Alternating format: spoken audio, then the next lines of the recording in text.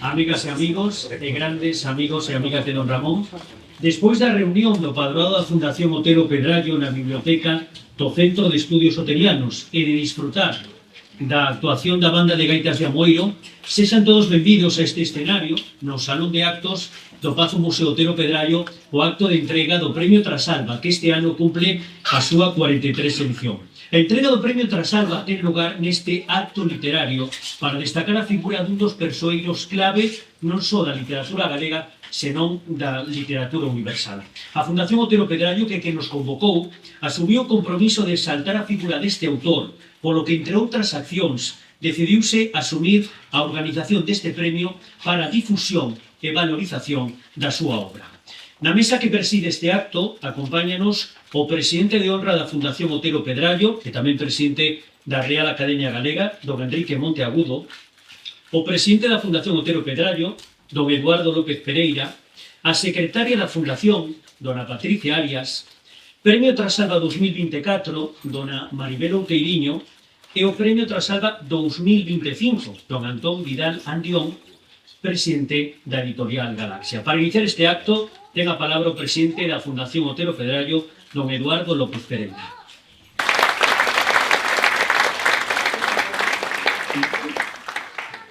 Bons días a todos, un día relucinte de sol, non?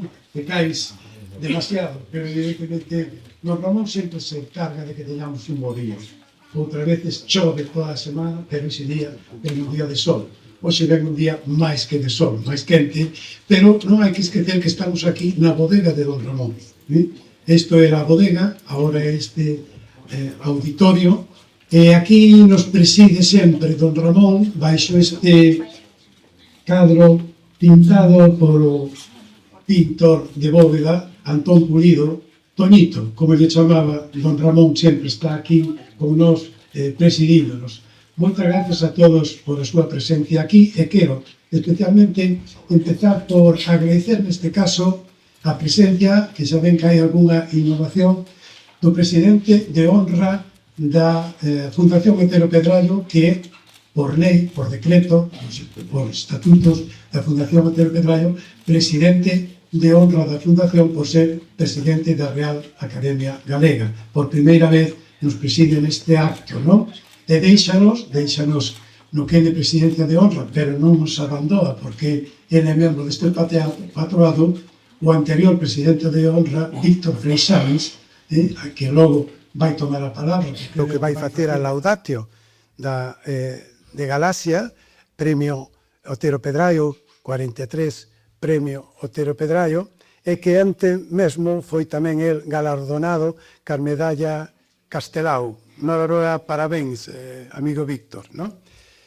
Acompáñanos neste acto o presidente do Parlamento, como é habitual todos os anos, Miguel Santalice, moitas gracias pola súa presencia, o director xeral de Cultura, o director de Cultura da Diputación, o delegado da Xunta de Ourense, o Consello da Cultura representado aquí por Dolores Vilavedra, que ademais, neste caso, tamén se estrea como directora da Cátedra Institucional Otero Pedrallo, que acaba de crearse na Universidade de Santiago, que coordina tamén con Francisco Durán, que non sei se está aquí xa entre os asistentes ou non chegou aínda, o alcalde de Villamarín, representante da Universidade de Vigo, a secretaria xeral María José Bravo, representante do portavoz do Bloque Nacionalista, alcalde de Amoeiro, diversas institucións, fundacións,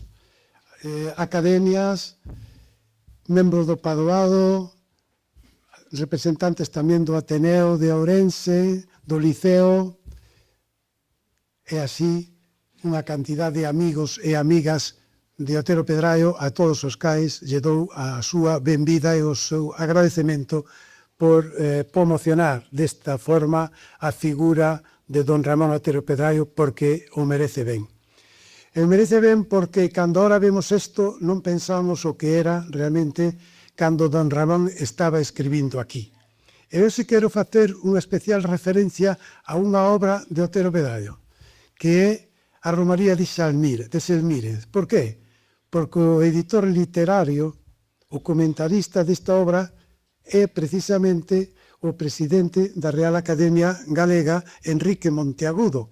Por lo tanto, el sabe que cando remata esa obra don Ramón Otero Pedraio, non sei a cantidad de folios, pero que cecais 500 folios, 500 folios, remata dicindo Noite de San Silvestre, Trasalba, 1934.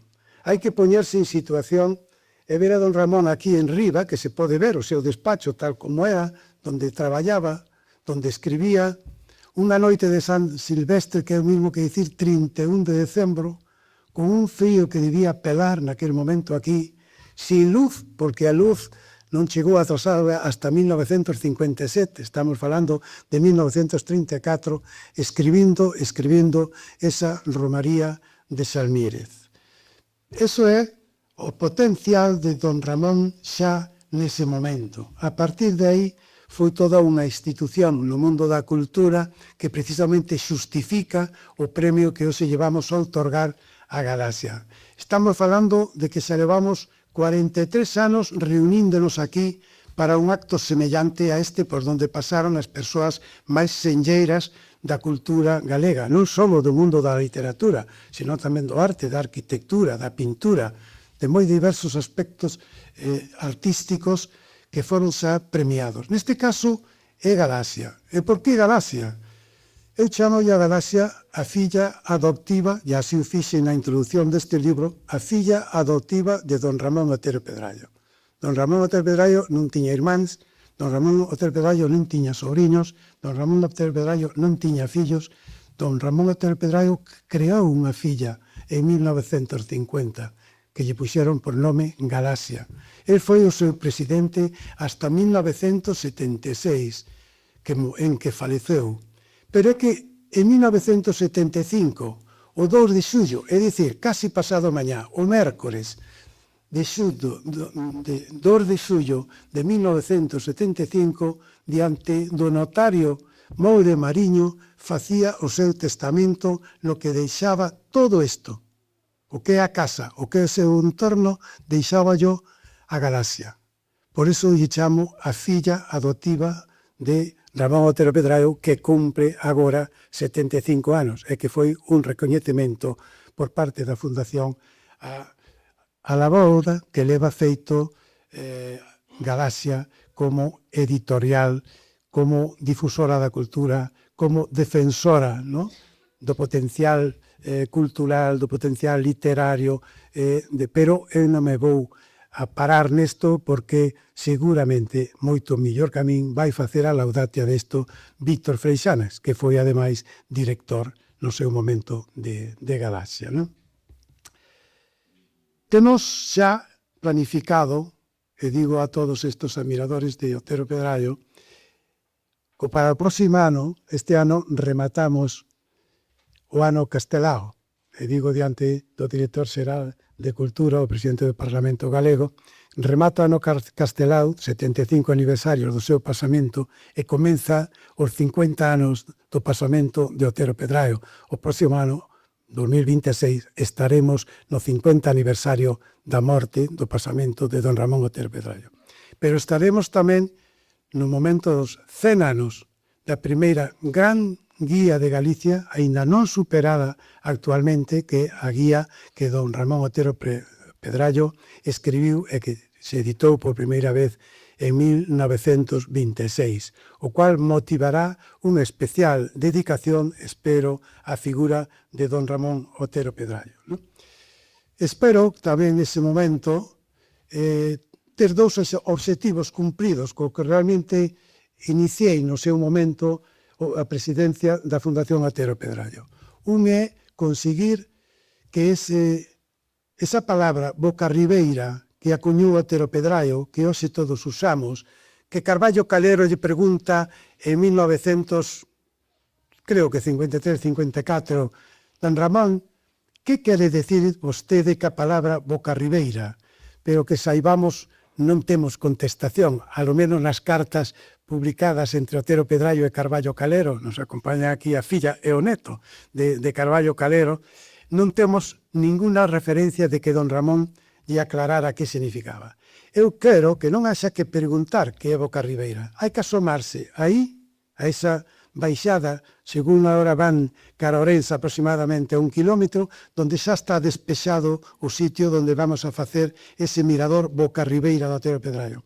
Porque é un mirador non só xeográfico, non é un mirador só paisaxístico, é un mirador con cultura, con moita historia, con moita tradición cultural de Galicia, porque desde aí está enfrente o Castro de San Ciprián de Las, está o Castro de Santo Cado, está o Coto de Novelle, que Otero Pedrallo describe en algunhas das súas obras e que lle chama Pico de Moucho, que a túa base están os dous ríos, Miño e Avia, e a capital do Ribeiro, Ribadavia. Eu quero que iso se poda ver desde aí, e este é un obxectivo que espero cumprir neste ano que ven. Acabe de cumprir o último elemento necesario para que se fose posible, que era a adquisición dunha leira que era necesaria para completar a que era a propiedade xa da Fundación para poder facer aí ese miradoiro, e que se conseguiu gracias a unha aportación especial que nos fixo a Diputación de Ourense, que agradezo aquí tamén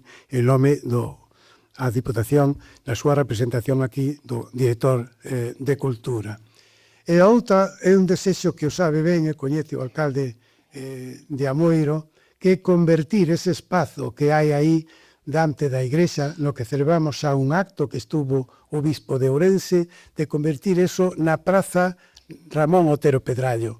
Ese era territorio da Fundación que cedeu xerosamente para lugar público, e que aí corresponde que lle dediquemos unha praza a don Ramón Otero Pedrallo, e que eu lle pido ao Concello de Amoiro, dentro das súas posibilidades, que a ver se o próximo ano, que celebramos todas estas efemérides, o podemos facer. Non?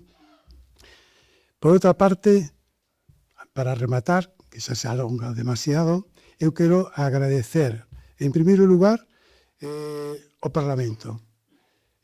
Agradecerlle a súa presencia sempre neste acto, por parte do seu presidente, agradecerlle o esforzo feito, combinado ca Xunta de Galicia e ca Universidade de Santiago para crear esta cátedra Otero Pedrallo, cátedra institucional Otero Pedrallo, porque sei do interese posto polo seu presidente, e sei tamén, porque o ten manifestado moitas veces en público, dese entusiasmo e ilusión que sinte pola figura de don Ramón Otero Pedrallo. Agradecer tamén a Consellería de Cultura, que hoxe podemos disfrutar non de ese souto limpo, onde vamos logo a poder celebrar ese xanzar de amizade, porque gracias a unha aportación excepcional que a nos fixo, contamos con eso, e poden ver aquí na parte de atrás da casa xa preparado o xardín romántico de don Ramón Otero Pedrallo. Agradecer ao Concello de Amoiro, que dentro das súas posibilidades nos acaba de limpar agora o souto, onde vamos logo a xantar, pero tamén ese souto completo todo ao longo da carretera. E agradecer a María Oceo, que nos vai deleitar hoxe con esas interpretacións musicais, e que tuvo a deferencia de atender tamén a don Ramón Otero Pedrallo musicando dous poemas que vamos escoitar de don Ramón Otero Pedrallo, musicados por María Oceo e o seu grupo. E agradecer, como non, o grupo de gaitas que nos acompañou aí ao principio, que está sempre con nós, e, por suposto, a todos os asistentes a este acto. Moitas grazas nun día de abanicos, cousa non frecuente aquí en Trasalba neste tempo. Moitas grazas a todos.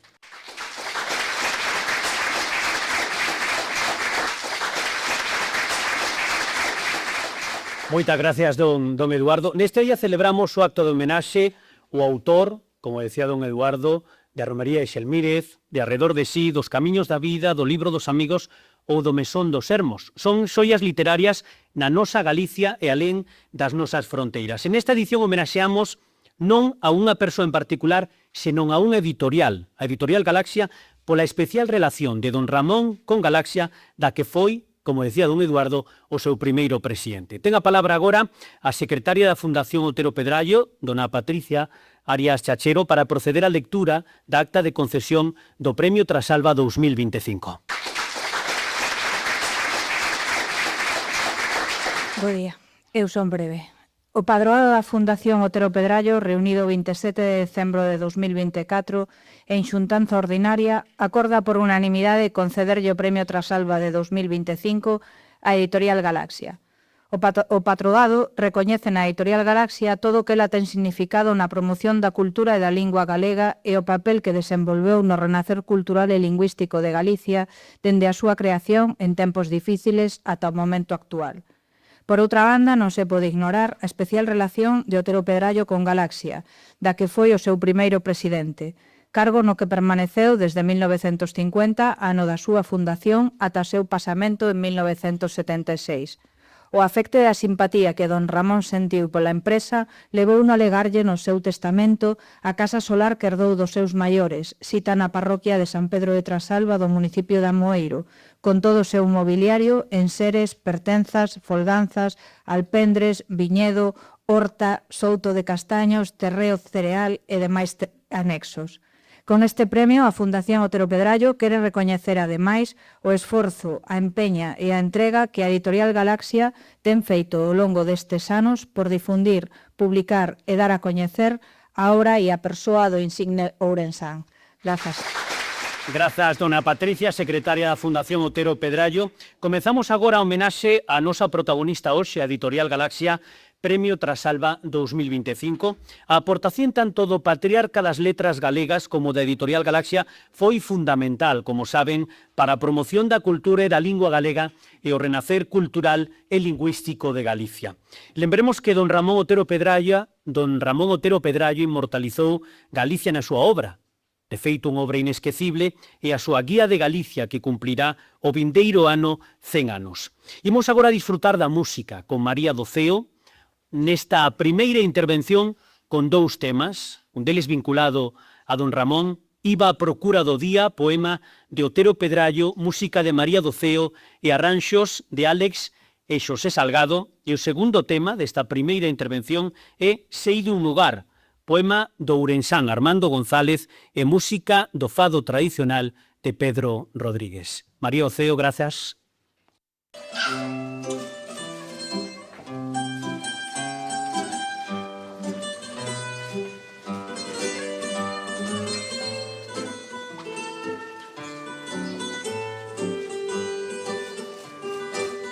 Iba a procura do día, camiñaba en prol da alba, indo fachico lucía, polas costas de Trasalba, encho o aleiro do morto vento, pecha unha fuxa na terra a pedra, ateiga o oco do mal a néboa, e non xoi o corazón a tebra.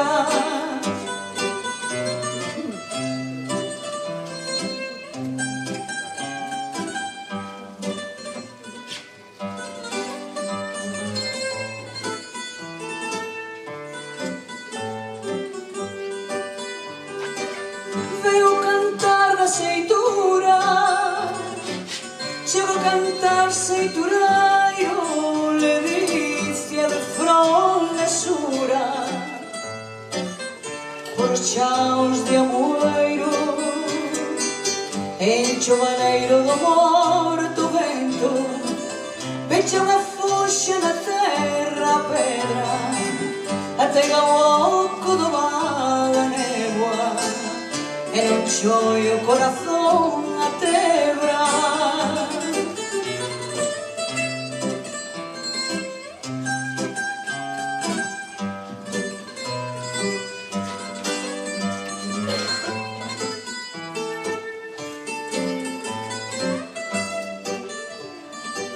Encho o baleiro do morto vento, pecha unha fuxa na terra a pedra, ateiga o oco do val a néboa, e non xoi o corazón a tebra. encho o baleiro do morto vento, peche unha foxa na terra a pedra, atego o oco do val a néboa. E non choi o corazón a tebra.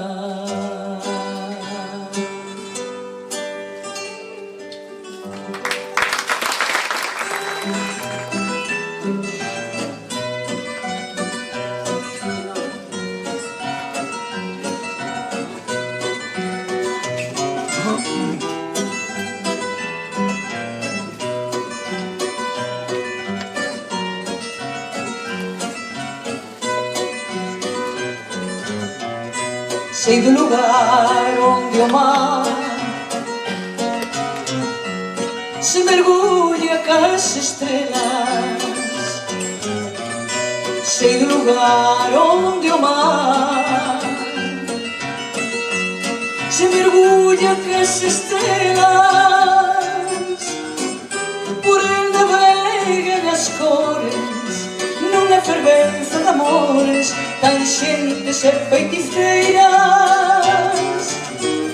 Por el navegan as cores nunha fervenza de amores, tan xentes e paralelas. Sei do lugar onde o mar ten sereias feiticeiras.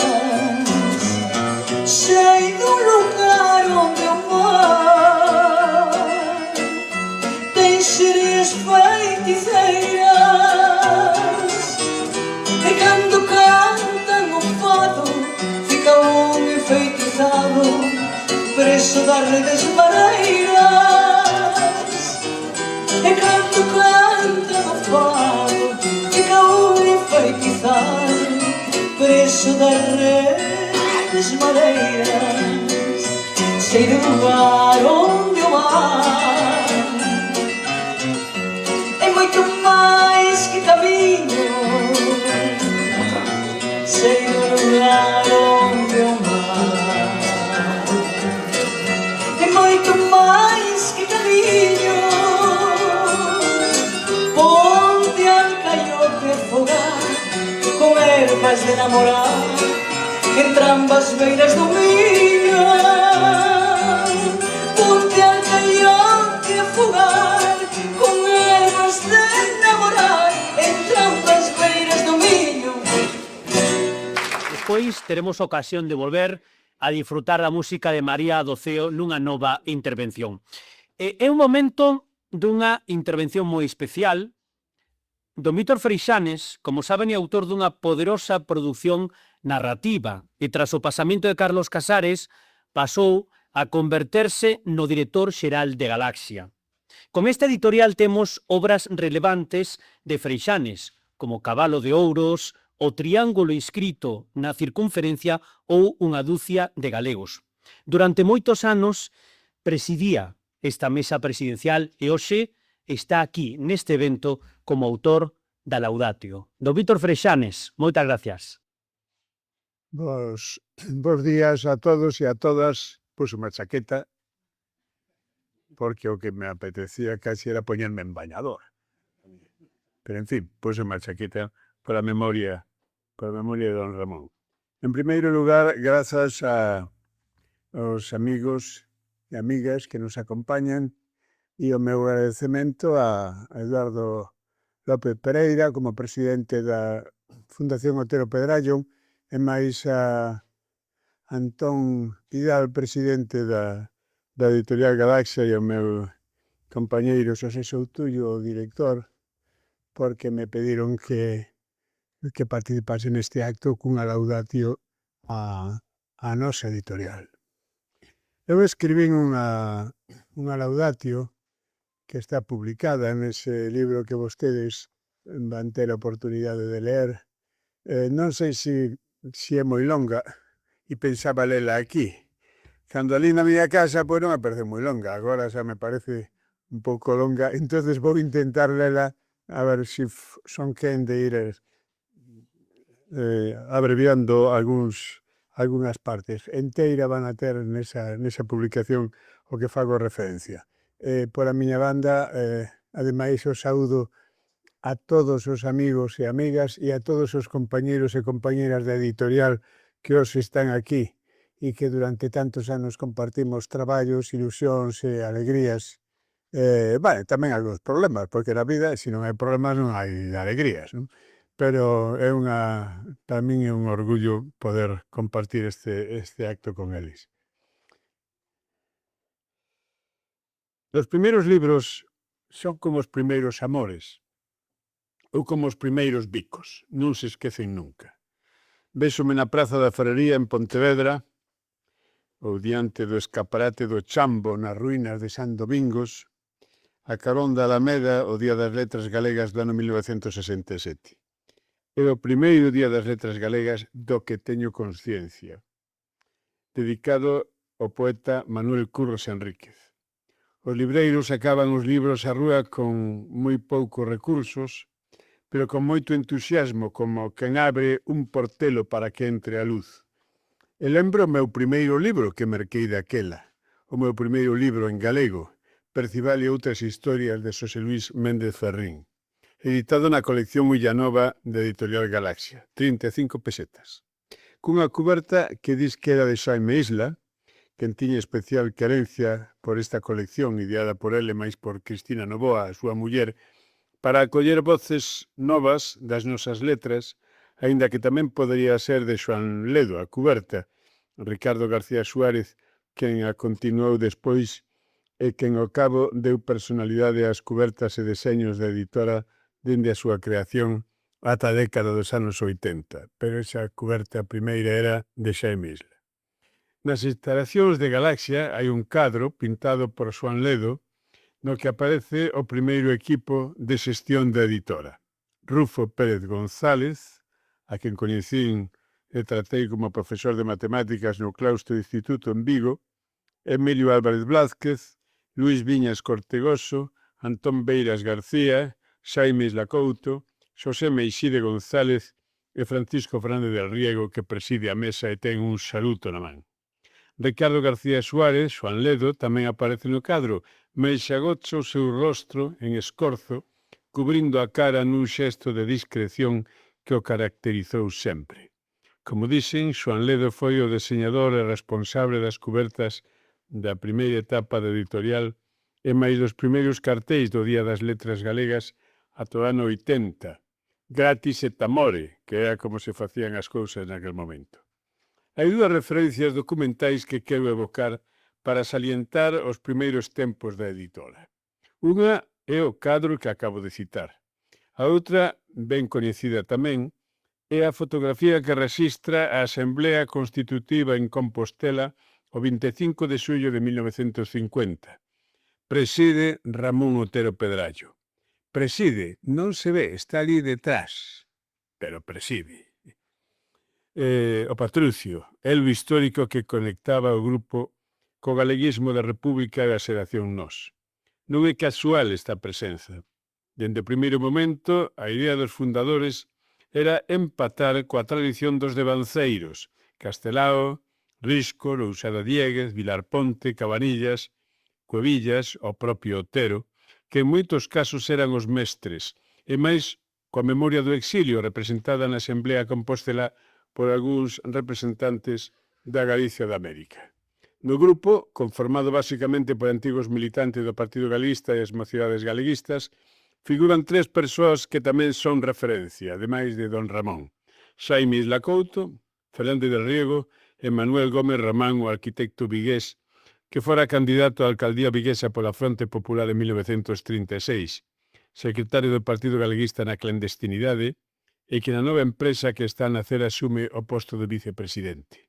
E 4 mulleres, sentadas en primeiro termo: Amparo Sánchez, Mercedes Cela, Rosa Rodríguez e Cristina Novoa, esta última esposa de Xaime Isla, os que citei antes. Xaime Isla e Fernández del Riego eran entón os principais motores e inspiradores do proxecto. Eran daquela, dende as orixes da empresa, e podemos dicir que foron ata o final, non só na editora, senón nas derivadas que a Galaxia foi pulando para espallar a súa acción cultural e estratégica. A Fundación Penzol, dende 1963, a Fundación Otero Pedrallo, dende 1976, e a Fundación Isla Couto, constituída en 1987. Non aparece Ramón Piñeiro na fotografía de 1950. Por razóns de saúde, daquela estaba a operarse dunha grave doenza na vista, e por prudencia. Había pouco que saíra da cadea detido en Madrid de volta das xestións que fixera en París para a incorporación de Castelao ao goberno na República no exilio que presidía José Giral. Non aparece na fotografía Ramón Piñeiro, mas a súa personalidade é fundamental no desenvolvemento estratégico da editora, como director literario e como aglutinador do grupo en determinado momento, un grupo no que coinciden personalidades e mesmo ideas diversas, pero comprometidas todas cunha causa común: dotar a cultura galega e o galeguismo dunha plataforma que integrase vontades e ao mesmo tempo construíse un proxecto de futuro eficaz e ilusionante. A idea dun proxecto orientado cara ao futuro é fundamental, segue a ser fundamental. Así o quixen salientar no título desta intervención, unha aposta de futuro. Coas raíces na xeración Nós e nas Irmandades da Fala, na tradición do resurdimento, coas raíces na tradición e na forza do pasado, digo, incluída a significación do Estatuto de Autonomía plebiscitado en 1936 e o espírito da Segunda República, o discurso de Galaxia constrúese pensando sobre todo nas novas xeracións. E este é un aspecto fundamental para comprender a razón da empresa. Xeracións as que cumpría dotar de esperanza e de espazos de creación, comunicación e uso da lingua e a cultura, e máis pensando no futuro dunha España diferente, a esperanza democrática, orientada cara a unha Europa que neses momentos era tamén símbolo de modernidade e de liberdade. Liberdade democrática, modernidade, identidade nacional, apertura ás culturas do mundo e europeísmo. O espazo da cultura, en sendo o único espazo posible naqueles momentos, polo menos para o grupo que inspira a editora, logo do fracaso para recuperar a acción política en 1949, non era un espazo inocente. Ben que se decatou disto Juan Aparicio, entón director xeral de prensa, cando conseguiu que se cerrasen os primeiros cadernos Grial en 1952 pola liña de traballo que se apuntaba. No primeiro deses cadernos aparecía un ensaio de Ramón Piñeiro de título aparentemente inocuo, Significación metafísica da saudade. Pero no que se citaba a filosofía alemá e afirmaba unha significación do idioma ben distinta da que o novo réxime podía admitir, alén do folclore dos coros e danzas, no mellor dos casos, e o desafogo lírico. A proposta de Piñeiro, en xeral dos cadernos que a Galaxia empezaba a publicar, reafirmábase nunha lingua aberta aos grandes temas do pensamento e a filosofía en conexión coa tradición da revista Nós, por máis que o título e o asunto do ensaio aparentase outra cousa. Faltas de ortografía en el alma e en la pluma, escribe Juan Aparicio nunha carta dirixida a Raimundo Fernández Cuesta, daquela un dos ideólogos máis significados da Falange. En Galicia, escribe Juan Aparicio, algún pedantón traduce la filosofía alemana con ritmo de gaita. E engade, querido y respetado Raimundo, habría que someterlos a una cura psicoanalítica y traerlos a Madrid por las buenas o por las malas para que purifiquen su sistema moral y su sistema nervioso en el competidísimo torneo. E cerraron os cadernos e a revista Grial non pudo empezar a sair ata o ano 1963. Non foi pouco milagre que a editorial puidese continuar. Estamos no ano 1952. Tiña eu un ano. Fago estas referencias persoais para fixar o contexto, igual que aquel primeiro libro de Méndez Ferrín que merquei na Praza da Ferrería en Pontevedra o Día das Letras Galegas de 1967. O libro de Ferrín está dedicado a Otero Pedrallo e Ramón Piñeiro, mestres. A colección de Villanova nace en 1957 coa idea de dar voz, como dixen, a unha nova xeración de autores e autoras que pudesen coller o facho da continuidade e a renovación da narrativa. Que daquela era tamén unha maneira de ver, renovar e entender o propio país. 18 autores e 2 autoras. Renovación e futuro. Escribía Frade del Riego no limiar o Percival. A importancia dun equipo de narradores é cousa vital para un país. Dos nomes mozos que agora xorden, e podedes repasar a nómina daquela primeira xeira, cabe agardar para Galicia unha tarefa creadora, unha auténtica proxección do mañá. En 1965, o Fondo de Galaxia superaba xa os 100 títulos, de temática moi variada, incluídos os cadernos Grial. Antífona da Cantiga, de Ramón Cabanillas, inauguraba o catálogo en 1951. O segundo título é o Breve Manual Historia de la Literatura Galega, de Francisco Fernández del Riego, escrito en castelán, o publicado, polo menos, en castelán. Escrito está por ver. Un ano despois, o Manual de Historia de Galicia, de Vicente Risco. En 1954, Ramón Otero Pedrallo publica a Guía de Galicia, que non deixa de ser outro manual para percorrer e coñecer o país. Pois con estes materiais e outros títulos que ían chegando, as escolmas de poesía galega, os libros de Ángel Fole, de Álvaro Cunqueiro, etc., foi descubrindo a miña xeración unha visión nova de Galicia e, sobre todo, unha visión nova da lingua galega. Porque, que era a lingua galega para os rapaces e rapazas do meu tempo? Que nacemos nos anos 50 e chegamos á adolescencia nos primeiros anos 60. Falo de Pontevedra, a miña pequena patria, porque quero falar das cidades, non das aldeas, que é outra cousa. Polo que significan as cidades, significaban daquela e aínda significan na construción do imaginario dominante da nosa cultura e a nosa lingua. Na Pontevedra dos anos 50 a lingua era, no mellor dos casos, a lingua das tabernas, a lingua dos mariñeiros do Lérez que andaban a apañar area, a lingua da carpintería do señor Fontán debaixo da miña casa, a lingua da señora Filomena que baixaba a vender o leite polas portas dende San André de Xeve, a lingua na que se cantaban os maios e pouco máis. A lingua a lingua importante, a lingua do poder e dos discursos, a lingua dos profesores do instituto, a lingua dos libros, era o castelán. Para a nosa xeración, os libros de Galaxia e máis os libros da colección O Moucho, que dirixía Álvarez Blázquez en Castrelos, foron os libros do primeiro descubrimento. En certa maneira, os libros que cambiaron o mundo, a nosa visión do mundo e da lingua que estaba ao noso carón e non viamos. Este non é... Non estou a facer unha historia de editorial, non é... nin o pretendo. Outros traballos abondan e abordan esta dimensión.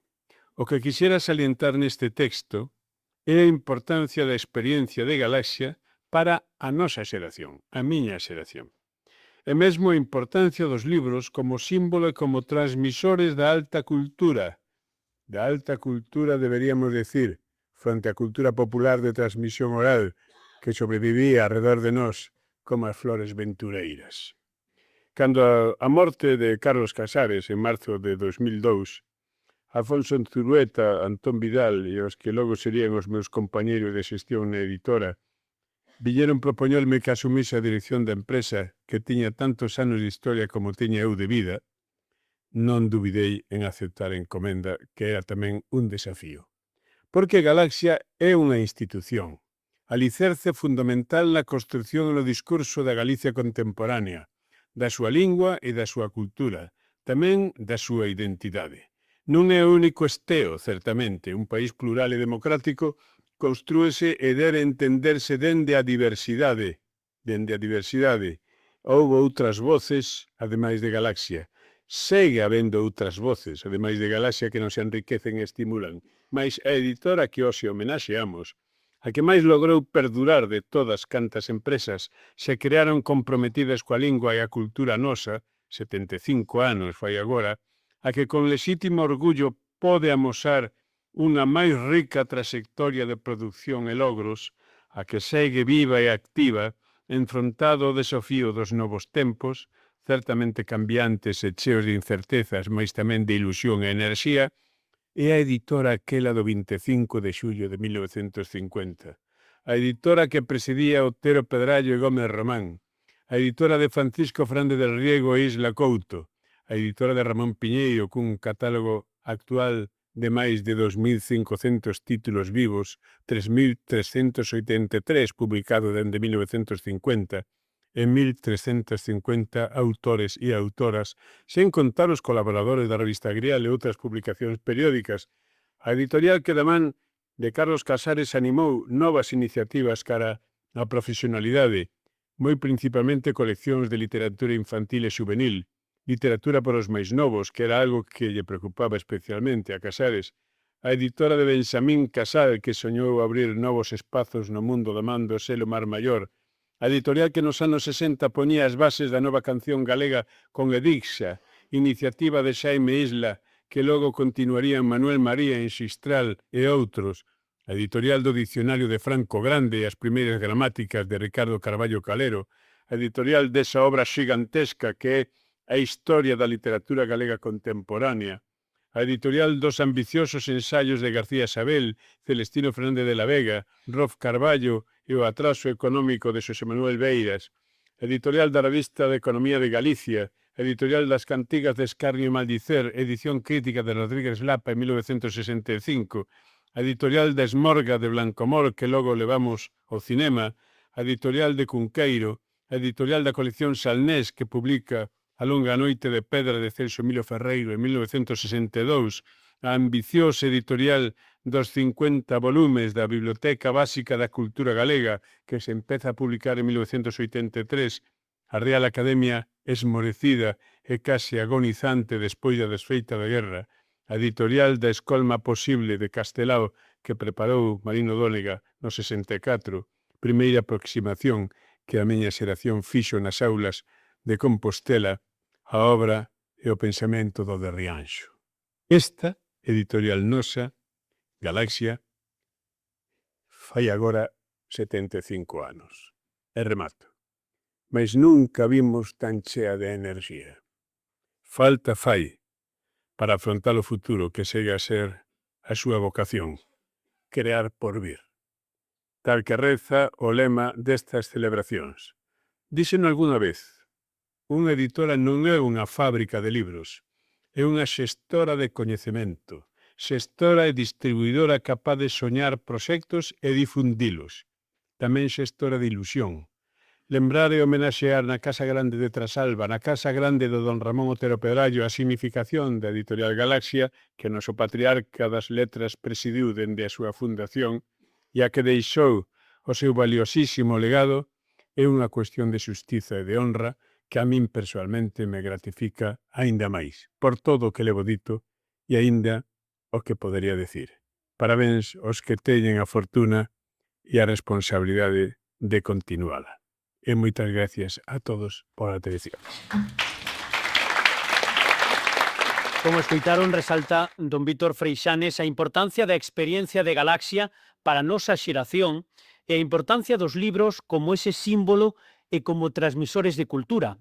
75 anos cumple agora a editorial Galaxia cunha rica traxectoria de produción e logros e segue viva con ilusión e enerxía, como destacaba don Víctor Freixanes, como aquela reunión que presidía don Ramón Otero Pedrallo o 25 de xullo de 1950.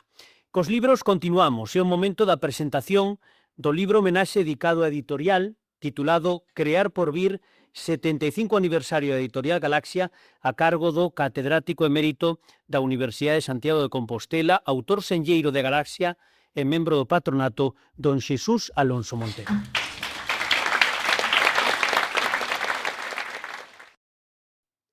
Señor presidente da Fundación Ramón Otero Pedrallo, señor presidente de honra da institución, autoridades autonómicas, provinciais, locais, señor alcalde de Amoeiro, veciñas e veciños de Trasalba, miñas donas e meus señores.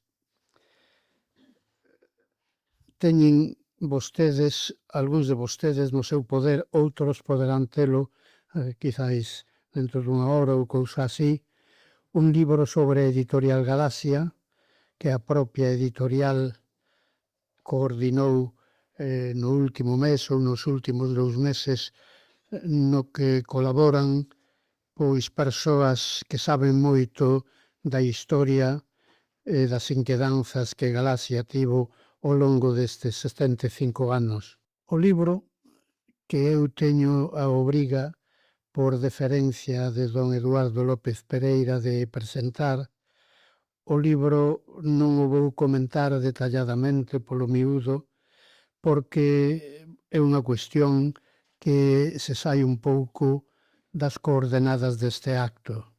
De todos os xeitos, direi que é un libro, en primeiro lugar, excelente, e que vai ser moi difícil en moito tempo atopar un libro para quen queira coñecer a historia da Editorial Galaxia, das características do libro que hoxe presentamos. Consta, en primeiro lugar, de 13 artigos máis ou menos extensos, solicitados a determinadas persoas que eu diría que en xeral teñen unha vinculación importante coa Editorial Galaxia e, en todo caso, saben moito de Galaxia, pero desde dentro. Tamén conviña que se falase de Galaxia neste libro ou en outros libros que xa virán un pouco desde fora. De todos os xeitos, os nomes de Eduardo López Pereira, de Ramón Villares, de Enrique Monteagudo, de José Manuel Soutuyo, de Antón Vidal Andión, de Patricia Arias Chachero, etc., son nomes, como acaban de sospeitar, moi vencellados á Editorial Galaxia e que saben polo miúdo as interioridades dunha editorial e as vicisitudes dunha fábrica de libros, aparentemente só fábrica de libros, que naceu nun momento tan difícil como era o ano 1950. Logo virán 18 artigos breves que, se os autores dos 13 anteriores mo permiten, a min son os que máis me interesaron. Porque eu, a priori, máis ou menos sabía, non é ningún mérito meu, é o mérito dos meus, é dicir, é a consecuencia dos meus anos, máis ou menos o que iban dicir, porque aínda un capítulo magistral como é o que acabamos de oír, que é da autoría de Víctor Fernández Freixanes, temos oído palabras moi parecidas a el mesmo e temos lido palabras moi semellantes a el mesmo noutros traballos. Pero foron convocados para que contestasen a segunda parte do libro 18 voces que eu teño que confesar na miña casi infinita ignorancia que moitas desas voces eranme descoñecidas. E ao final da miña disertación que quixese que fora breve, hei de reproducir senllos fragmentos desas 4 voces que son voces de mulleres e de mulleres novas e que teñen unha importancia especial se eu logro trasladar a todos vostedes o que eu quero decir sobre a singularidade cultural da Editorial Galaxia. Porque a Editorial Galaxia, xa o dixo Víctor Freixanes, pero a Editorial Galaxia nace nun tempo histórico, nun determinado territorio, en Galicia, en Vigo, en certo modo, aínda que o acto fundacional e simbólico ten que ser en Santiago, que de algún xeito era a capital de Galicia, ademais, a terra de Santiago Apóstolo, non esquezamos. Esa editorial nace cando Galicia, eu se tivese que escoller un sustantivo de todo o vocabulario galego, de todo o vocabulario do dicionario de Don Eladio ou do actual dicionario en cursos de edicións distintas da Real Academia Galega, collería a palabra ermo.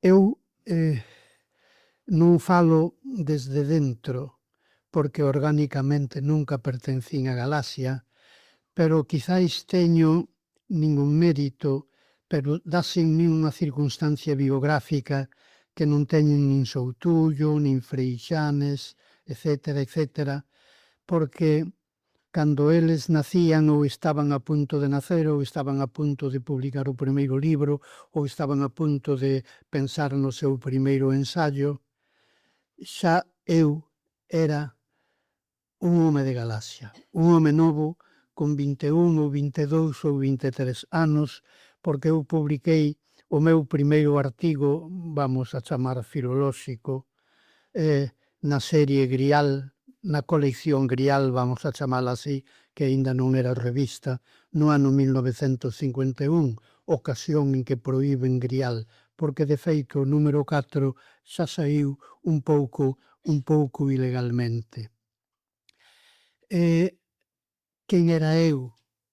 Pois eu estaba nas condicións óptimas para entender o fenómeno de Galaxia, pero para entendelo desde o seu nacemento e para entendelo desde fora e tamén un pouco desde dentro, porque eu tiven o privilexio, eu tiven a sorte desde o ano 1951, cando publiquei en Grial ese pequeno ensaio, de tratar persoalmente e epistolarmente a Ramón Piñeiro e persoalmente a Francisco Fernández del Riego, persoalmente a Xaime Illa.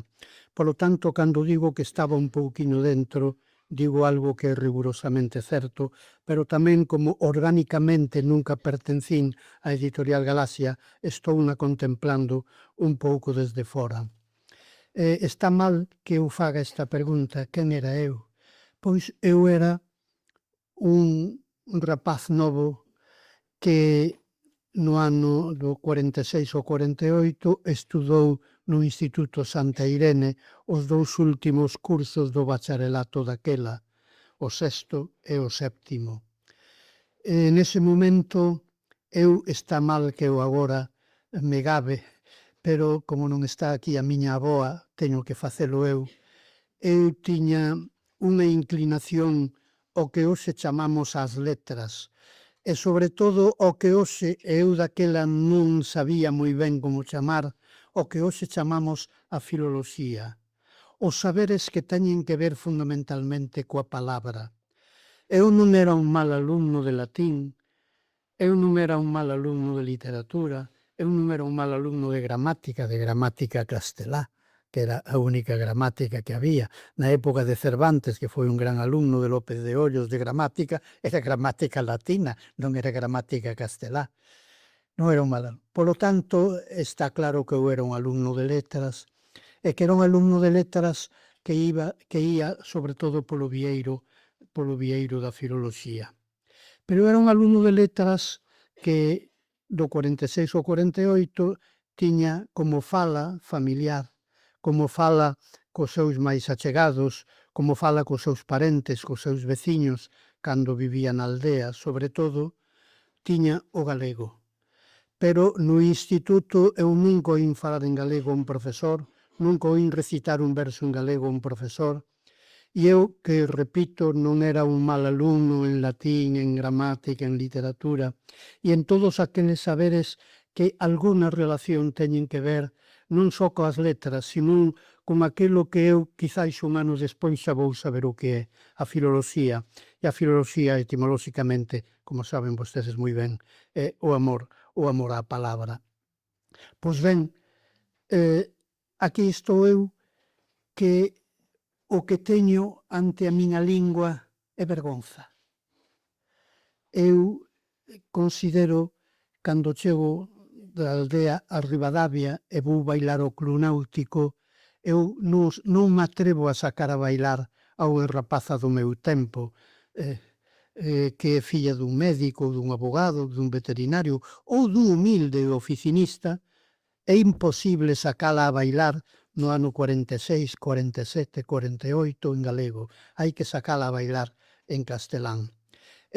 Todos nós, porque todo o mundo se apelidaba Alonso Montero daquela, todo o mundo se apelidaba Alonso Montero. Incluso había persoas en Galaxia, comprometidas en Galaxia, algunha foi á prisión polo seu compromiso con Galaxia, que tiñan como lingua externa, como lingua gremial, como lingua litúrxica e como lingua intelectual o galego, pero na casa, no fogar, coa súa muller e cos fillos, se é que os tiñan, no caso que estou pensando non os tiñan, era o idioma social deles, era o castelán.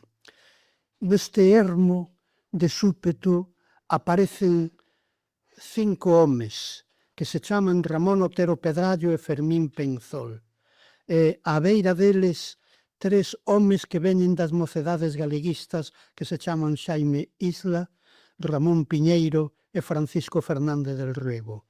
Os 3 están nunha mesma causa e os 3 son bastante distintos. Eu, con todo o respeto ao que aquí se dixo, o que se di no libro e o que haberá aínda que decir, eu creo que non se entende a editorial Galaxia se un non pon o acento na figura de Ramón Piñeiro. Señoras e señores, eu creo que se non existise Galaxia, hoxe non existiría este acto. Eu creo que se non existise Galaxia, habería unha literatura galega máis ou menos en cantidade, calidade, xéneros, temas, dimensións e modalidades como a actual literatura bable, que é heroica, pero realmente é cativa e pequena. Pero a editorial Galaxia é Otero Pedrallo, e Fermín Penzol, e Fernández del Riego, e Xaime Isla, pero é sobre todo un ser humano irrepetible, que se chama Ramón Piñeiro, co que eu tive moitas polémicas, pero das que estou repesante, porque nesa polémica sempre tivo razón el. Separábamos o marxismo, pero nos momentos en que eu tiven un pouquiño de lucidez, non nos separaba nada. Estábamos totalmente unidos por unha causa común. El defendía a lingua e a literatura galega e ninguén fixo tanto pola lingua galega como Ramón Piñeiro. Pero Ramón Piñeiro era un home sobrio, un home austero, un home quixotesco, un home anegado, un home paciente, un home manso, un home intelixente e, ademais, eso quizáis non o saben vostedes, era o políglota máis grande que ten dado Galicia. Como dixo Manuel Fernández, un profesor de filosofía amigo del, coñecía todas as linguas do espírito. E como coñecía todas as linguas do espírito, pasamos pola súa cátedra, porque, señoras e señores, Piñeiro foi catedrático. Piñeiro non foi licenciado en nada, nin en letras, nin en ciencias.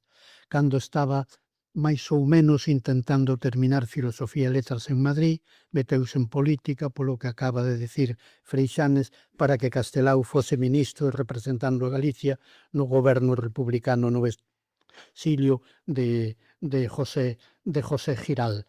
Pero outra cousa non fixo con títulos.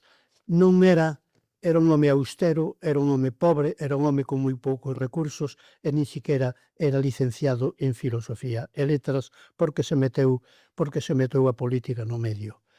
Pero Piñeiro, que estivo 3 anos na prisión, 46 ou 49, estuvo á beira de quen foi fundamental logo na reconstrución da literatura e da cultura vasca, de Michelena, de Coldo Michelena.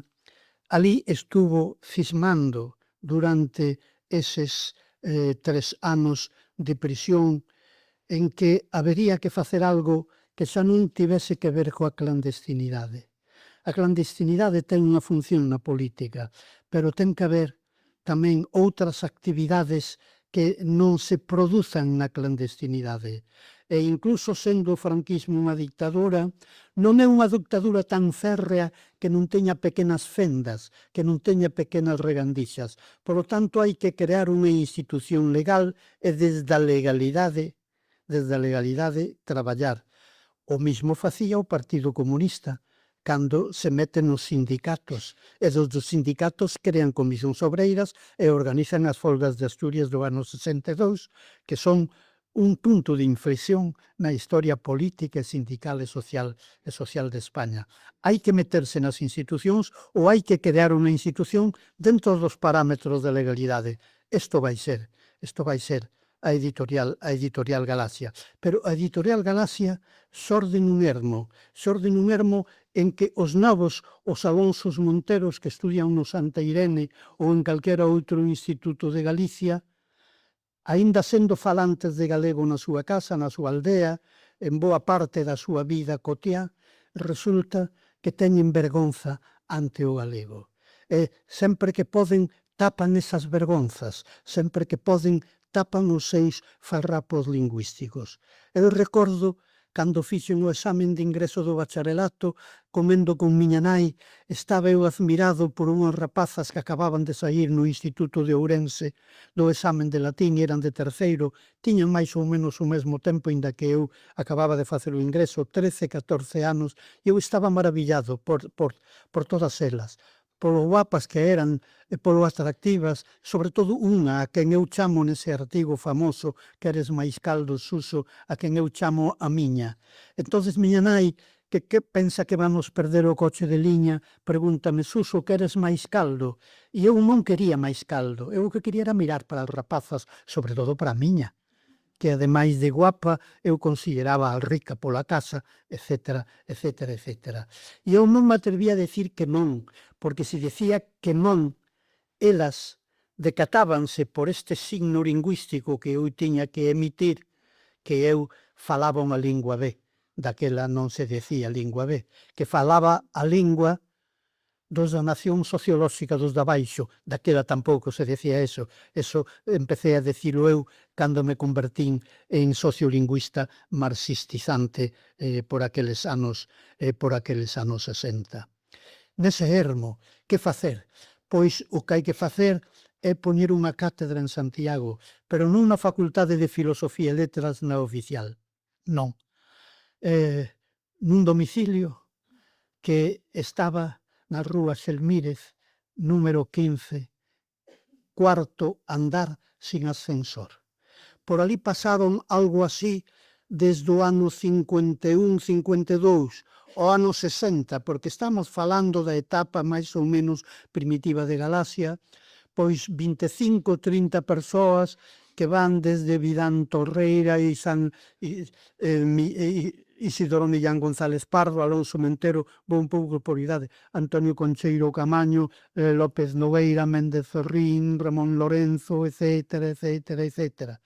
Pasan os que logo van ser escritores, filólogos, políticos, etc. tamén.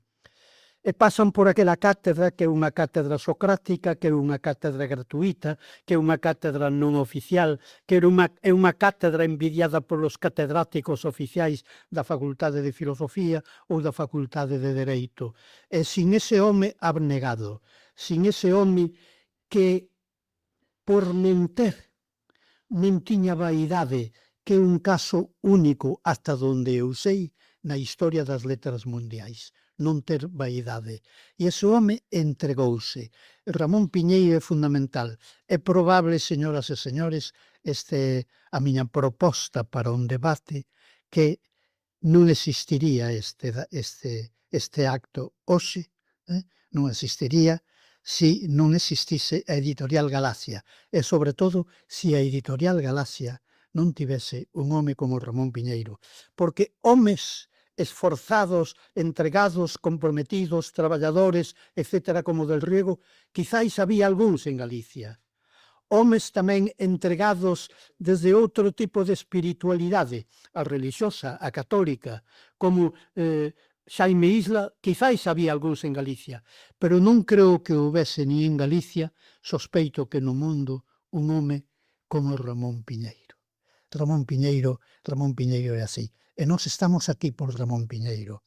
Agora fálase do piñeirismo e fálase nun sentido máis ou menos desdeñoso. E falan do piñeirismo persoas que desde o ano 64, como a xente do UPG, están no marxismo, e falábase do piñeirismo xente que tiña que ver cun profesor de Lugo que chegou a Lugo no ano 60 e que tamén estaba no marxismo, un marxismo distinto. Falaba...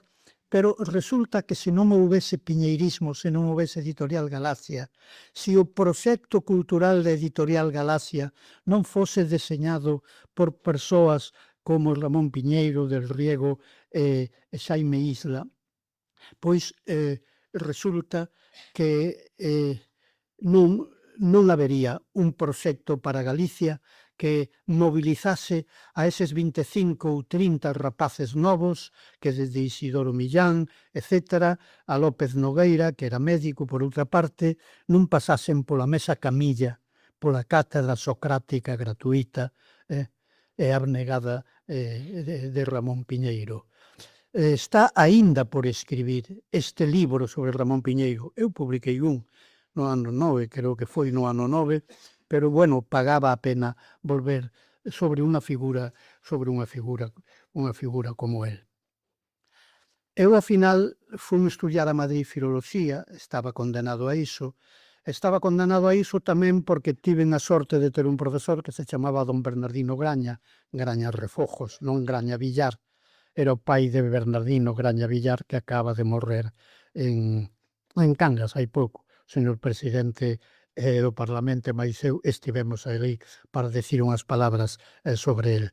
Eu coñecía a Divina Comedia, ou coñecía a Odisea, ou coñecía a obra fundamental de Alejandro Manzoni por os libros que me deixaba ou que me regalaba don Bernardino Graña. Por lo tanto, eu vou estudiar Filoloxía a Madrid e teño a sorte de que un sobriño de don Xosé Ramón Fernández Osea, alias Benchosei, inspector de ensino primario, despois de ser represaliado daquela na provincia de Toledo, pero residente en Madrid, eu a través do sobriño, colega meu na Facultade de Letras, o 20 de outubro de 1948, fun á casa de Benchosei.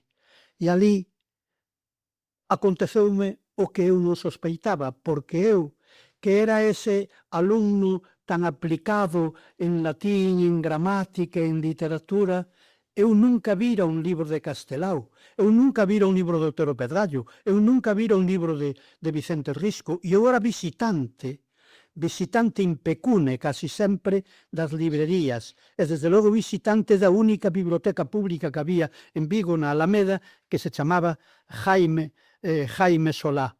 Eu nunca vira libros galegos. Eu non sabía que existía Castelao e eu non sabía que existía Otero Pedrallo, e a miña casa de Ventosela, patria de miña nai, está de Trasalba a Ventosela, hai a carreiriña dun can, que como medíamos as distancias a xente da aldea daquela cando aínda non chegara o sistema métrico decimal.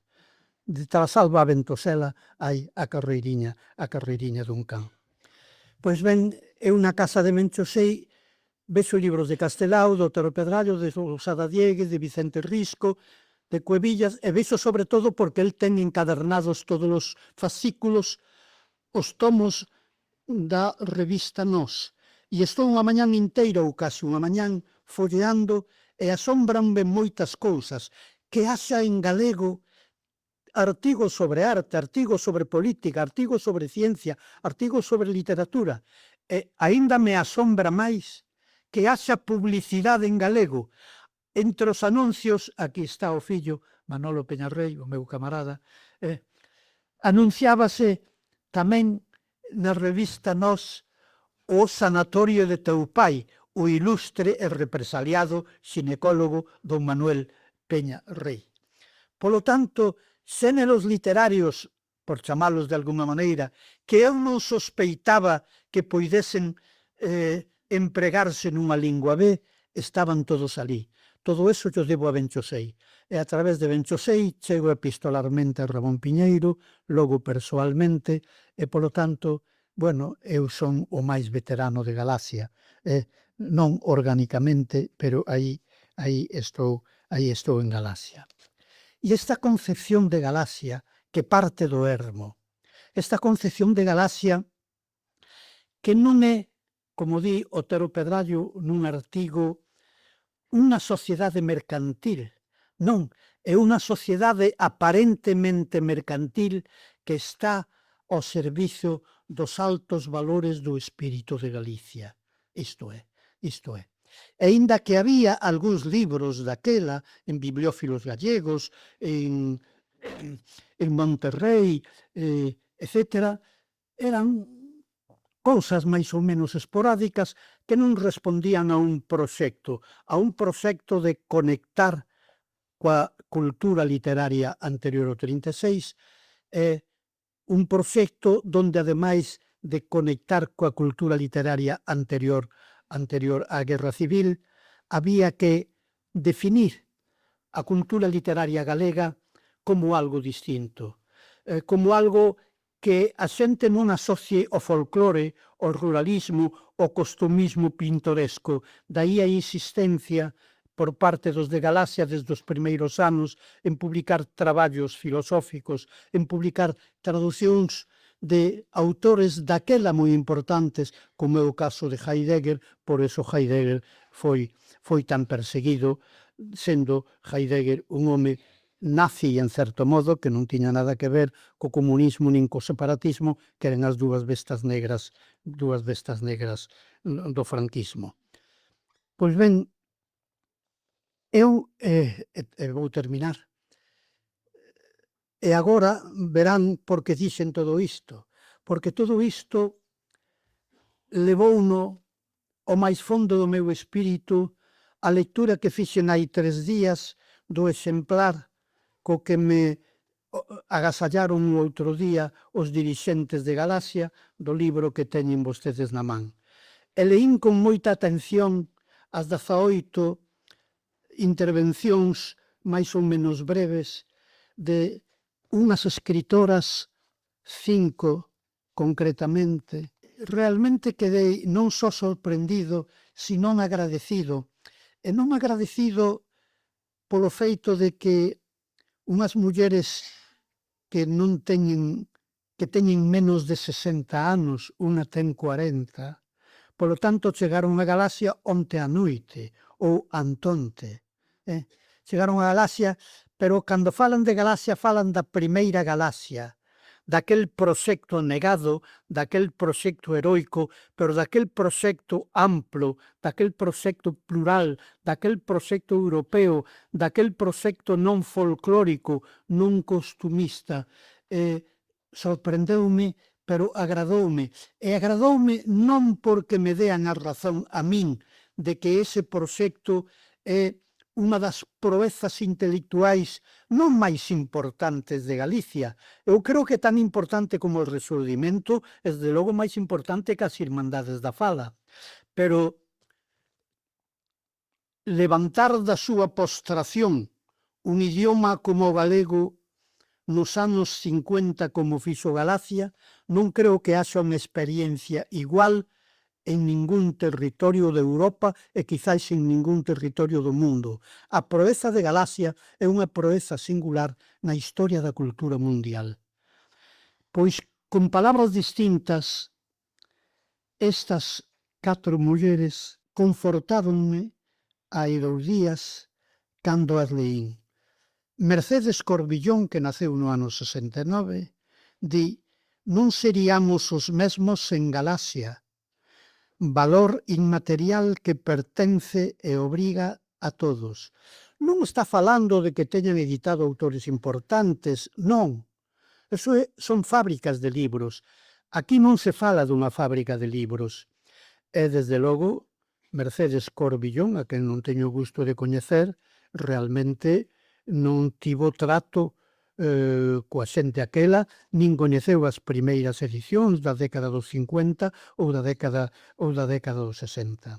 Ben logo, alguén que naceu no ano 72, Paula Carballeira, que di, máis explícitamente, un editorial que garda a memoria do que fomos, que recolle o testemunho do que somos e que nos ofrece a posibilidade de crear o que seremos.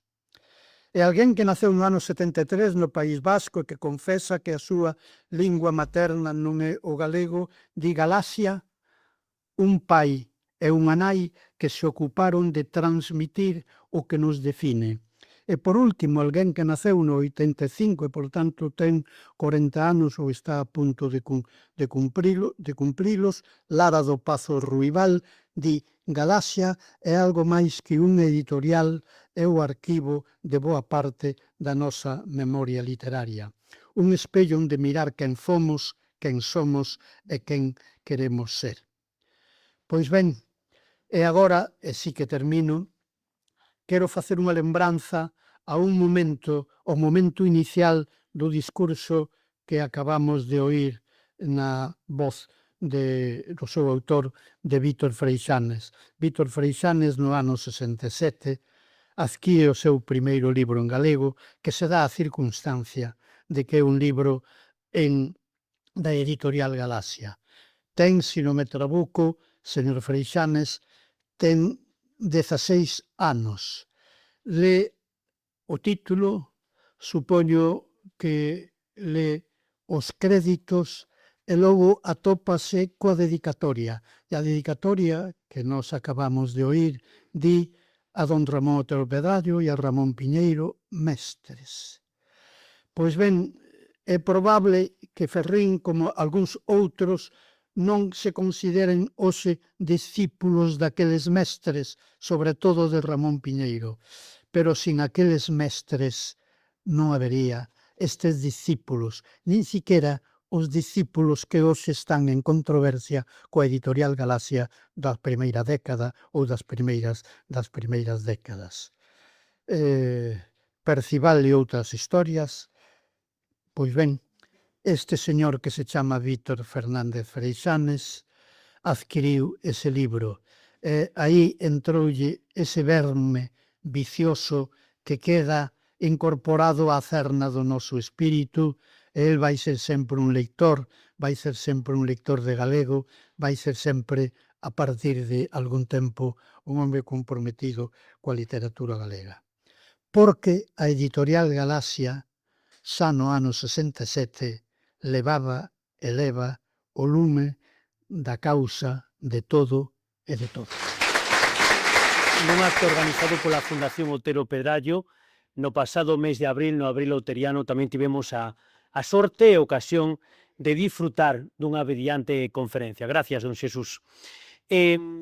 Cada último domingo do mes de xullo temos unha cita aquí, na Casa Museo de Otero Pedrallo, en Trasalba, co Premio Trasalba. Son grandes os profesionais extraordinarios, os literatos e investigadores da obra de Otero Pedrallo que foron galardonados con este premio nos 43 anos de existencia dende aquel 1983 que se otorgou o primeiro a Xaquín Lorenzo Fernández Xocas. Entre eles, dona Maribel Outeiriño, Premio Trasalba 2024, o presidente de honra da Fundación Otero Pedrallo e presidente da Real Academia Galega, vaille facer entrega do libro de fotos lembranza do acto do ano pasado a dona Maribel Outeiriño.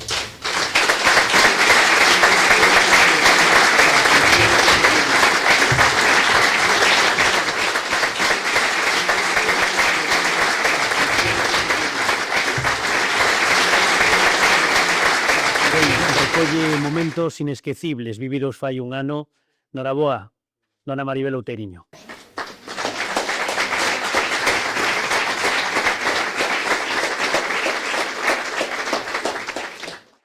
Coa editorial Galaxia percorremos a historia de Galicia con obras inesquecibles e autores que marcaron unha fonda pegada. Deus sentado nun sillón azul ou O sol de verán, de Carlos Casares, Merlene Familia ou Don Hamlet, de Álvaro Cunqueiro, A Esmorga ou Xente ao lonxe de Blanco Amor, Os eidos de Nogoneira, Os vellos non deben de enamorarse, de Castelao, A historia de Galicia, de Ramón Villares ou A xeración Galaxia, de Francisco Fernández del Riego.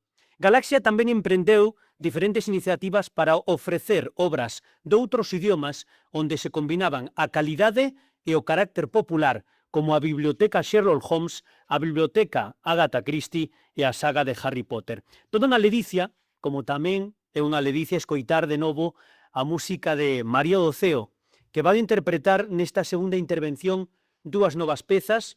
A primeira é Lela, poema de Castelao e música de Rosendo Mato Hermida, e concluirá con Trasalba Verde Luz. E ao falar de Trasalba, pois falamos dun poema de Otero Pedrallo con música de María do Ceo, con arranxos de Xosé Salgado e Álex Salgado e músicos acompañantes, a guitarra española de Xosé Salgado e a guitarra portuguesa de Álex Salgado. Vamos a disfrutar de novo con María do Ceo. Moitas gracias. Están as nubes chorando por un amor que morreu. Están as rúas molladas de tanto como choveu. Están as nubes chorando por un amor que morreu. Están as rúas molladas de tanto como choveu.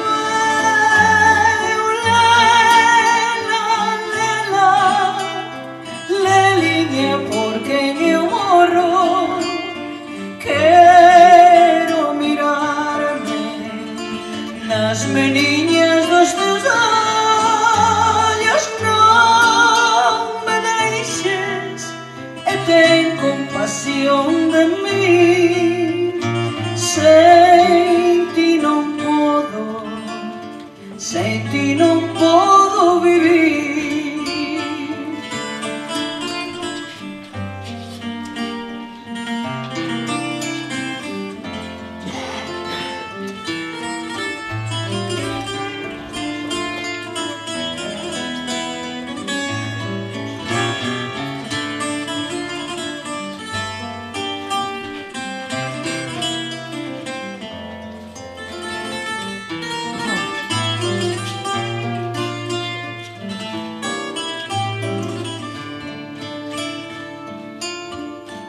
Dame alento cas túas palabras, dame cerme do teu corazón, dame lume cas túas miradas, dame vida co teu doce amor.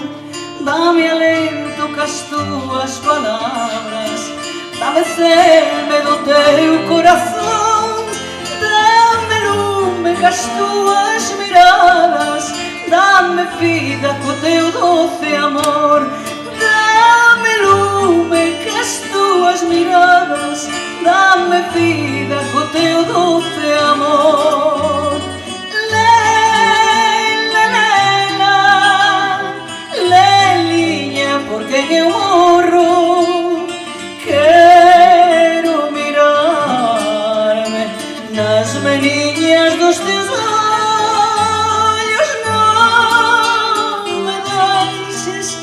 Ten compasión de mí. Sem ti non podo, sem ti non podo vivir.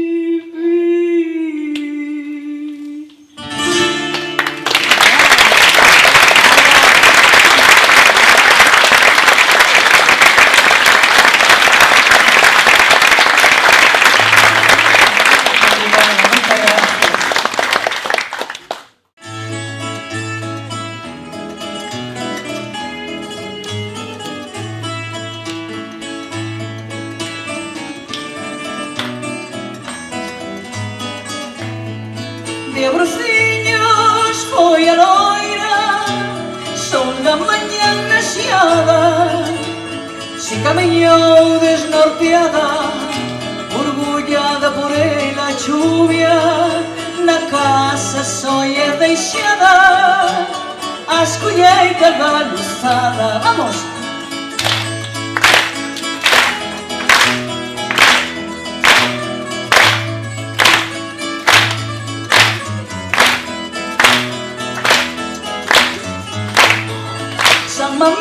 San Mamede, Hidalgo da lonxanía, de neve coalhada sede, ficais seixo, ficais nube, ourelanza azul que rube, miña flor da mañá fría. Vamos!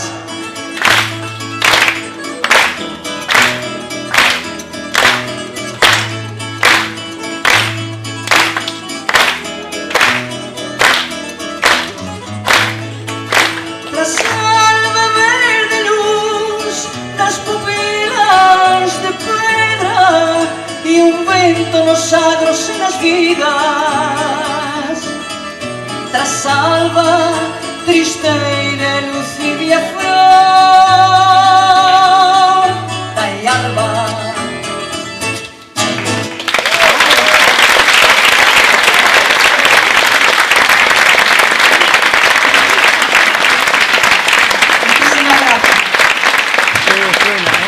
María do Ceo Naraboa, con esa melodía, con esa voz majestuosa que ten María do Ceo e con esa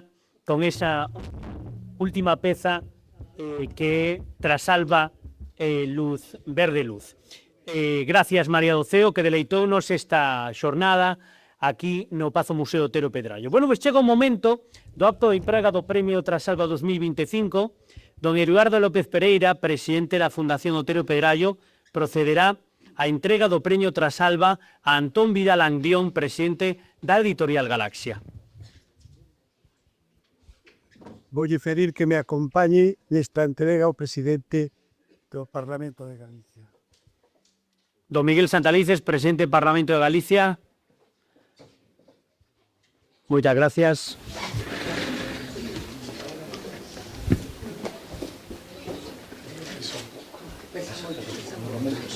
Hay que subir.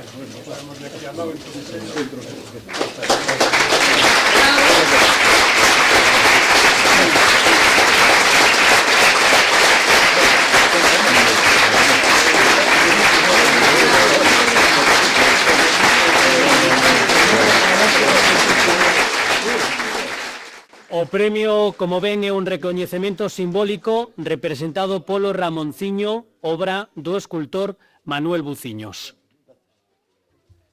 Gracias ao presidente do Parlamento de Galicia. Ten a palabra don Antón Vidal Andión, presidente de Galaxia, Premio Trasalba 2025. Ola, boas tardes a quizáis, non? Eu, con moita honra, me dirixo a todos vos para recibir este premio. Incluso, quizáis xa por edade e por determinadas circunstancias personales, e despois de levar tantos anos vindo a esta casa e nestos días, incluso mellor se me escapa algo a emoción, porque xa son moitos amigos que me faltan, non? Ben, bos días, señor presidente do Parlamento, autoridades, prezado presidente da Fundación Otero Pedrallo, padroeiros, compañeiras e compañeiros de Galaxia, miñas donas e meus señores.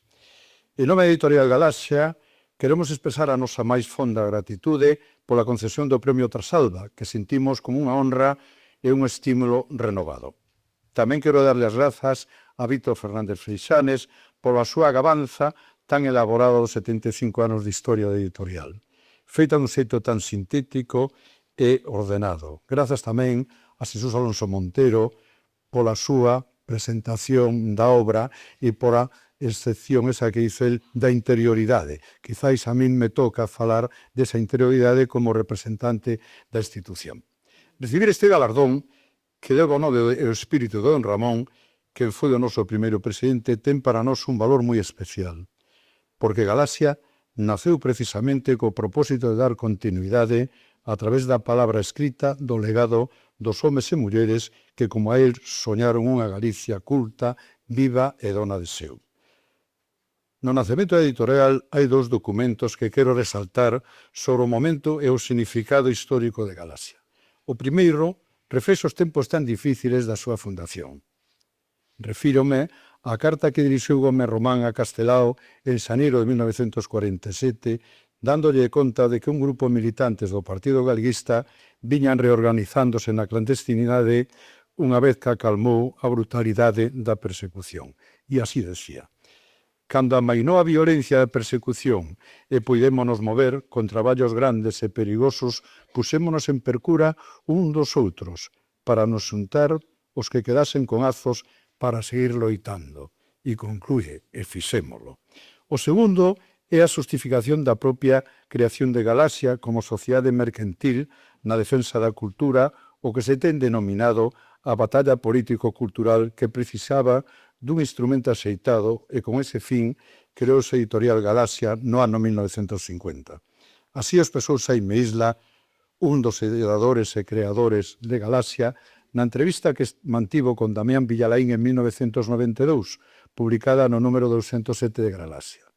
E di, e no caso de Galaxia, deime conta de que podíamos facer unha sociedade anónima, a única forma organizativa que naquel momento podía permitirnos certa liberdade de movimentos, para de seguido salientar cal foi a finalidade de Galaxia.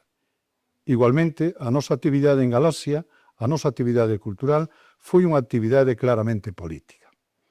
Enténdaseme ben estas dúas citas para comprender o momento fundacional, así como a acertada constitución dunha mercantil para desenvolver todo un proxecto de resistencia ante a ditadura e a reconstrucción do país, para preparalo para a chegada da democracia.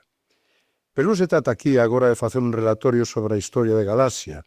Atoparán vostedes no libro Homenaxe que se ten presentado neste acto, narrada por persoas máis autorizadas que quen lles fala. Agora ben, si quero nesta breve intervención compartir con todos vostedes unha pregunta que me levo facendo dende hai moito tempo. Como Galaxia foi quen de sobrevivir 75 anos, non só polas dificultades durante a ditadura, senón tamén polas estreiteces económicas e a peculiaridades do mercado do libro en galego, pois esa supervivencia parece un milagre. Milagre baseado no posibilismo dos tempos e na auxiliaridade de todos os que participaron ou participamos nesta aventura político-cultural. Que foi o que mantivo a cohesión dos fundadores e da propia organización durante tanto tempo? Cales foron os seus principios rectores da entidade? Penso que algúns dos principios rectores atópanse xa no primeiro documento fundacional, que non é outro co prospecto de fundación, 1949, no que salientan de inicio dúas preocupacións. A primeira, procurar unha auténtica universalidade para a cultura galega, e así afírmase nese documento. Velaí, quizáis a plena justificación do símbolo escollido como denominación para a empresa, a constelación da Galaxia, nome e camiño da nosa terra a través de todos os ceos.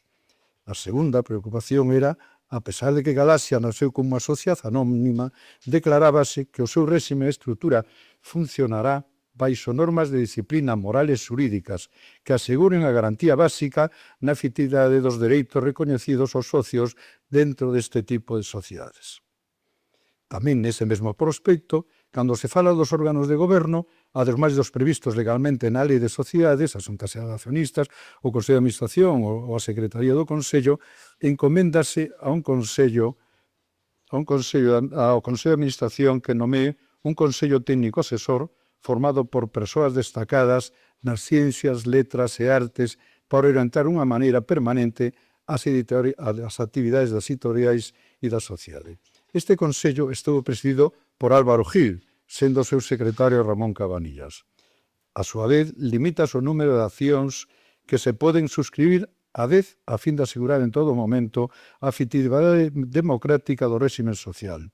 Prohibición que chega hasta o ano 1972, que por necesidades do tráfico de empresa, debido a unha ampliación de capital, pasa a ser mayoritaria no capital da Fundación, a Fundación Penzol e a Isla Couto, salvando deste xeito a libre circulación do capital social.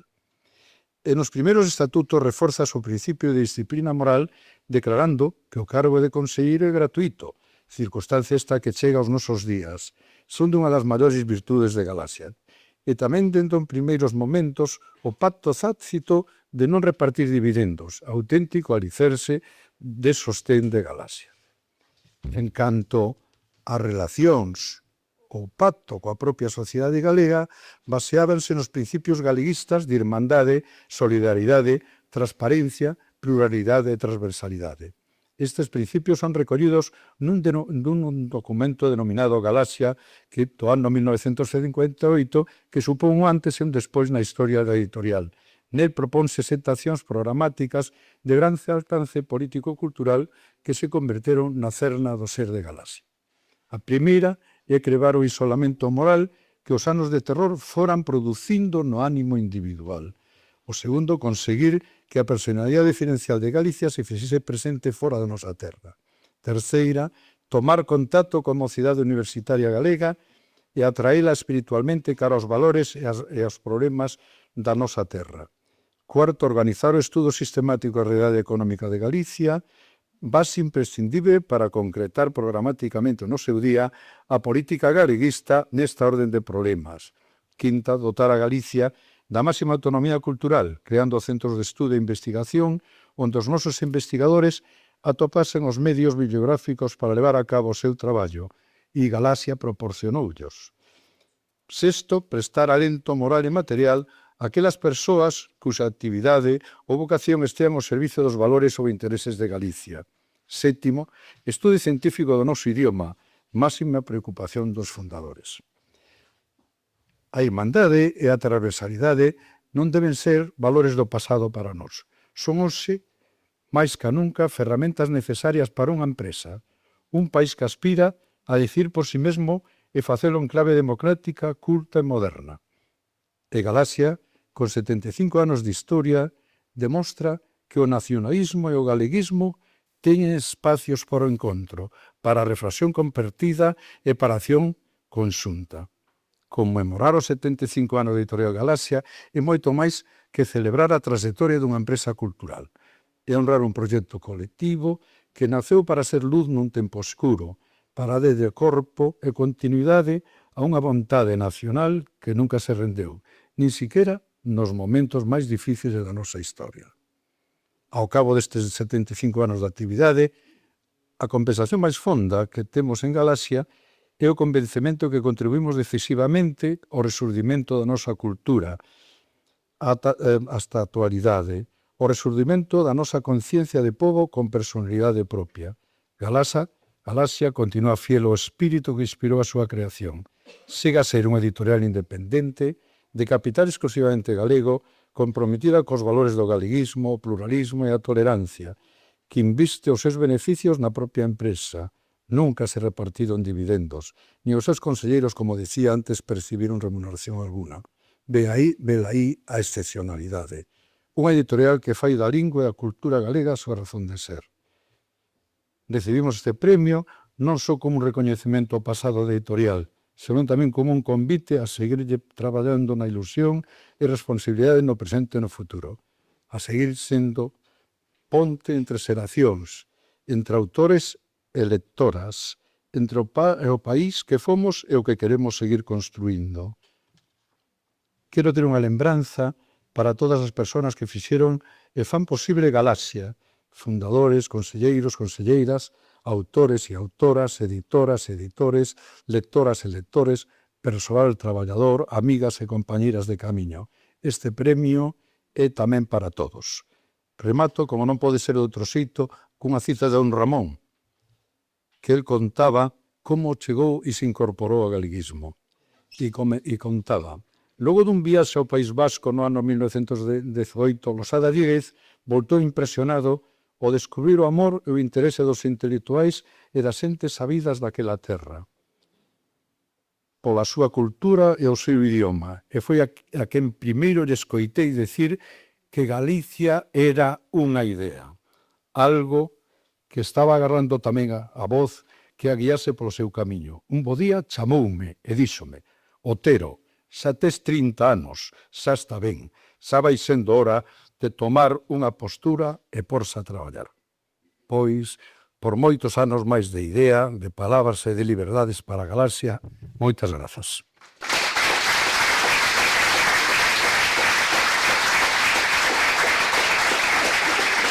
Grazas, don Antón Vidal, presidente Galaxia, Premio Trasalba 2025. Facerlle saber de novo o agradecemento pola súa asistencia e, así mesmo, no nome do presidente da Fundación Otero Pedrallo, debo agradecer o traballo de todos cantos fixeron posible a súa celebración. Ten a palabra para pechar este acto o presidente da Fundación e logo disfrutaremos dun xantar de amizade no Souto de Don Ramón. Moitas gracias a todas.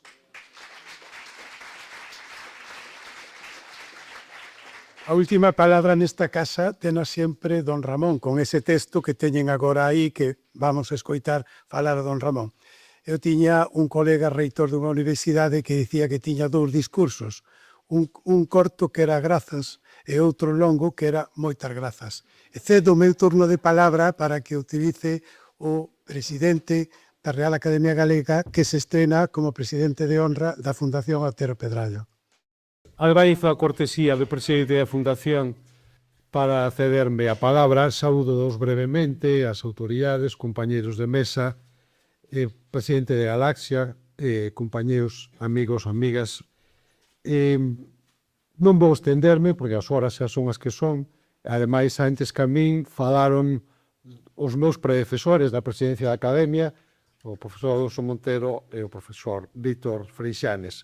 Personalmente, para min é unha honra moi especial estar aquí este ano. Comentaba antes, na reunión do Padroado, que eu a primeira vez que vin foi aí 42 anos, probablemente 43 anos.